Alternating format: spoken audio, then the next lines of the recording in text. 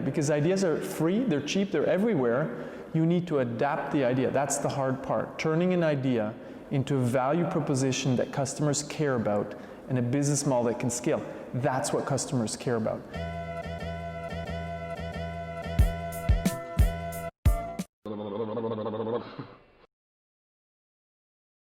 Thank you very much for your time. My pleasure. First of all, may I ask you to introduce you shortly? So what is your name and what are you doing? My name is Alex Osterwalder. I'm the lead author of Business Model Generation and Value Proposition Design. And we just came out with a new book called The Invincible, or we're coming out with a new book called The Invincible Company. We came out last week with a book called Testing Business Ideas. And besides that, I created a company called Strategizer. We're trying to change the way companies do growth and transformation. Before we come to that, 20 years ago when I studied business informatics, I learned to do business models like the way people did it, like writing 20, 30 pages and exploring and the Gantt chart and all this stuff. 10 years later when I started to lecture, suddenly I saw this canvas, just one sheet of paper, and I could have an overview of the business model. So how did you come up with this idea? So the original idea was from my PhD supervisor, Yves Pigneur, who's now co-author and longtime friend. We've been working together for 20 years.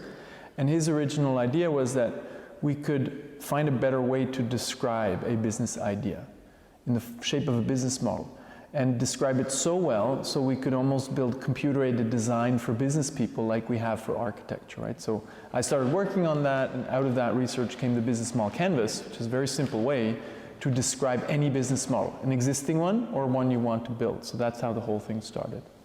And now we're building the software actually with our company. And isn't it too much of reduction of complexity, one could say, because it's just one sheet? So that's the point, that at the early stage, there's no value in describing in detail your idea, your business idea. So when you write a business plan, you spend too much time on it, you'll actually have analysis paralysis. You'll put so much time and energy into it, and it'll look so good because you refined it that you're not going to throw it away. You might even raise money for that, and then you're going to execute the idea. But in innovation and entrepreneurship, execution is not the problem. The problem is you might build something nobody wants. You might pursue a stupid idea. Not because it looks great on paper that it's actually going to work. So what you want to do in innovation and entrepreneurship is rapidly sketch it out, and then as quickly as you can get out of the building, to use Steve Blank's words, and then go and test it, and then adapt the idea. Because ideas are free, they're cheap, they're everywhere. You need to adapt the idea. That's the hard part. Turning an idea into a value proposition that customers care about and a business model that can scale. That's what customers care about. And when you have a very rough way of sketching this out at the beginning, you're much more likely to throw away that idea and to adapt it. So that was the logic from the start. So sometimes this word improvisation is used in saying like thinking on your feet or being in a real-time creativity, deal with the unexpected. What is your perspective on this kind of improvisation? So I think there's probably, I'm not an expert on improvisation, but there's a myth that when we say improvisation, you say, oh, somebody can improvise. What we don't realize is you get so much better at improvisation when you've done those situations 100,000 times.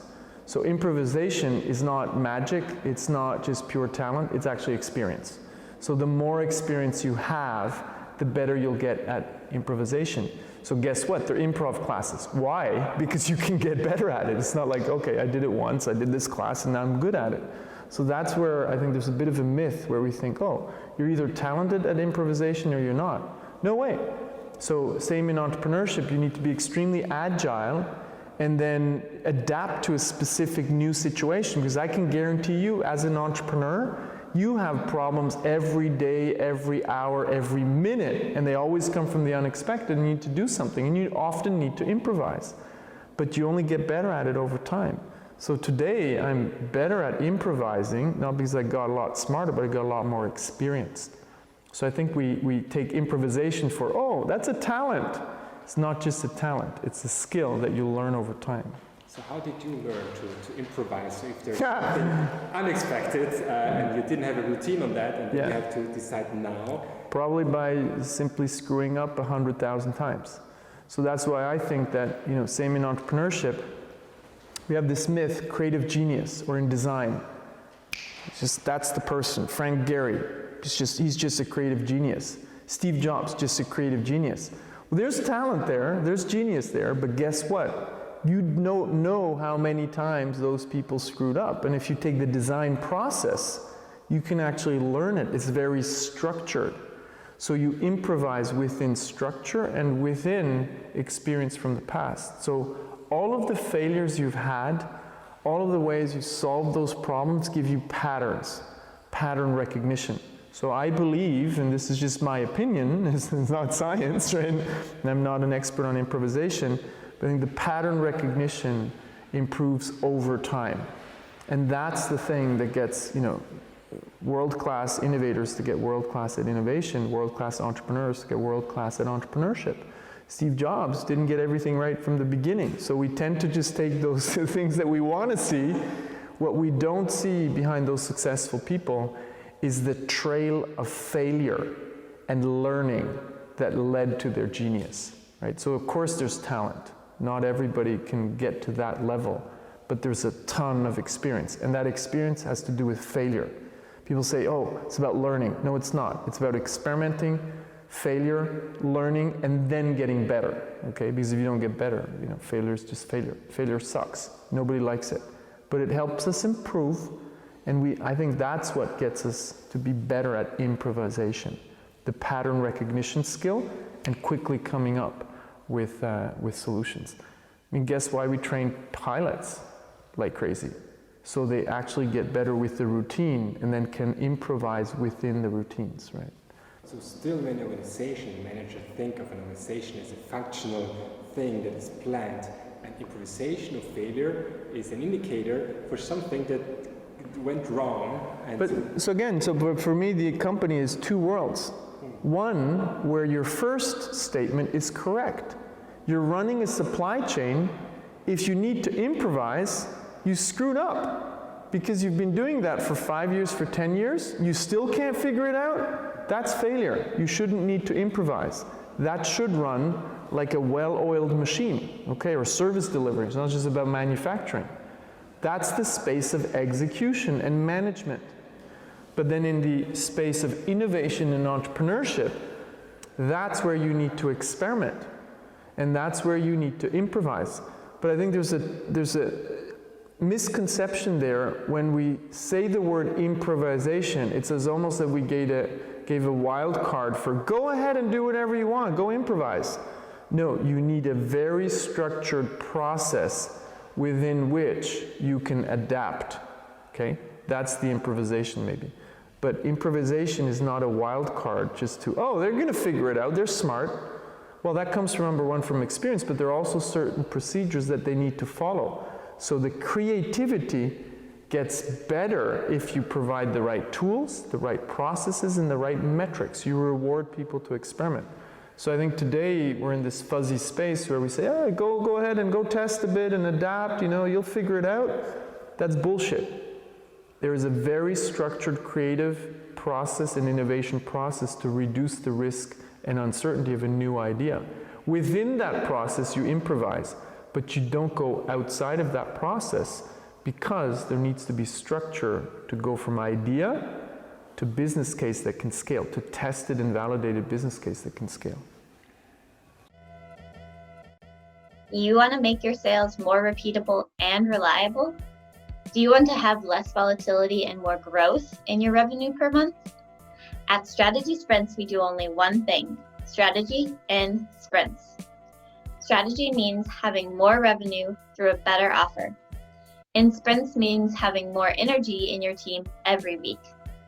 Check out if your ROI is as high as it is for most service-based and online businesses and startups we work with, which is over 100%. You can see it in just 15 minutes by going to strategysprints.com/sales and completing our online exercise to know what your ROI would be with our accelerator program. We are ready to sprint. Are you? On your new book, you have the adaptive cycle. Yeah. On that. Yeah. Is this one kind of the process that you mean? Absolutely, it's constant adaptation.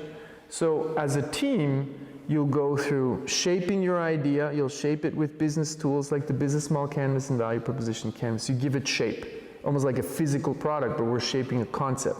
But then immediately, you shouldn't get locked up in analysis paralysis. You should spend some time on it, maybe an hour, half a day, depending on where you are. Immediately go and test it. That's another cycle where you define the hypothesis, the uncertainty, and you go test and reduce that. People told you that's a stupid idea, no problem. You stand up again and you change the concept, the idea. So you go through that cycle all the time. An entrepreneur and innovator goes through that cycle every second, all the time.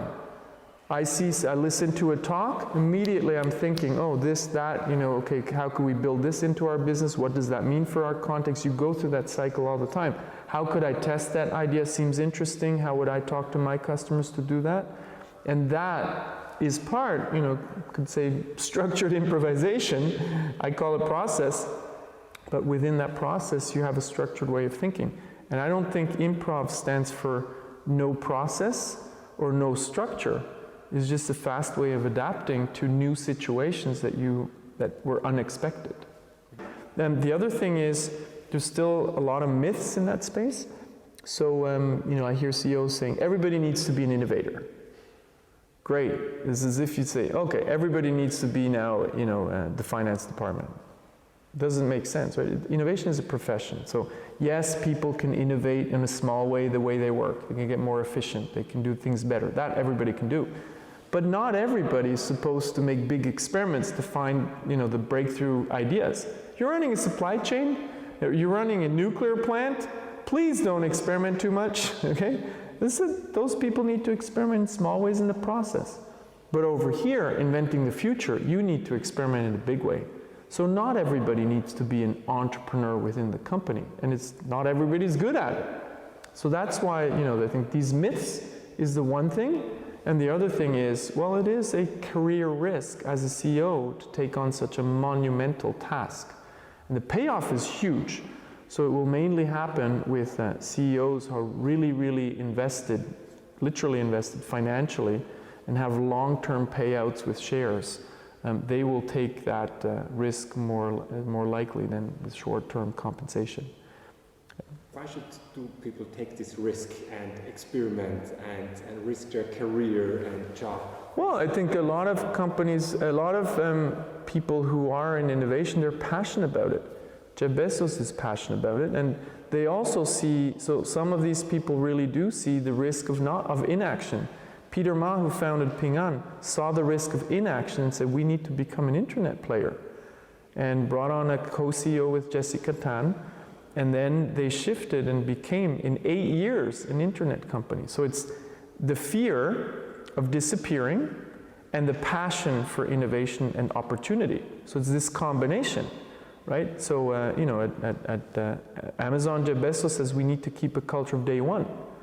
What does that mean? We shouldn't become complacent, be successful, lean back, and think we're at the top of the world. But we need to change. Yeah. So, the last question. Good, okay. What's next?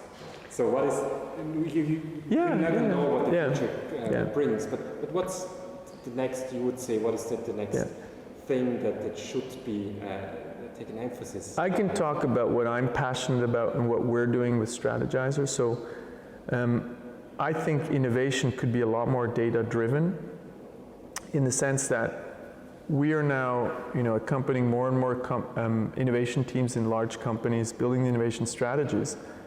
We need to measure the evidence that these teams bring to the table, measure the reduction of risk and uncertainty. The more data we have, the better we will actually be able to predict what it takes for a team to succeed. How many experiments do they need to run? Which composition of teams is going to be more successful? So it's just a matter of time that with the data, with AI, we can more reliably predict what are the contexts that will help a team succeed in innovation. So we are on that path already. We're building the software to measure all of this. And what we need is more companies that do this in a radical fashion. I think the predictability is only a matter of time. Doesn't mean we're going to replace creativity, but we're going to make innovation better, faster, and more systematic. So data-driven innovation is something that I really, really believe in, and I would call it data-driven strategy and innovation. We all know that working in sprints is better, but how do we know what we should work on? You're in luck, because we have a 15-minute exercise that will give you complete clarity on where to take your project next. Go to strategysprints.com/sales to complete our short exercise and meet one-on-one with an expert sprint coach to identify your #1 bottleneck. Hey everyone, I hope you enjoyed that episode of the Strategy Show. Make sure to like this video below and subscribe so that you can stay up to date with every episode of the Strategy Show. Get daily CEO tips from CEOs for CEOs.